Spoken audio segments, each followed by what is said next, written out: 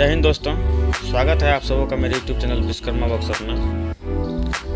आज का वीडियो है डेकोरेशन के लिए, शादी ब्याह या फिर किसी शादी मंडप या फिर किसी फंक्शन में सजाने के लिए पिलर का यूज किया जाता है, जिसमें कपड़ा बांध कर डेकोरेट किया जाता है, डेकोरेशन किया जाता है, सजाया जाता है। तो उस पिलर को कैसे बनाते हैं, यह पिलर जो है सरिया, जो 10 mm का जो घर बनाने वाला सरिया होता है उसका मैं बनाने जा रहा हूँ। तो इस वीडियो को आप लास्ट तक देखिए, शुरू से अंतिम तक का प्रोसेस है इसमें, तो आप लोग बने रहें इस चैनल में। तो 8 फीट का मैं बनाने जा रहा हूँ। चलिए दोस्तों, आप लोगों के बीच यह जो कटा हुआ सरिया दिख रहा है, यह 8 और ये जो है सवा 8 इंच का ये लेंथ है। इसको मतलब तो इसको बनाने जा रहा हूँ। तो आप लोग बने रहे चैनल में और देखते हैं इसमें जो बनाने।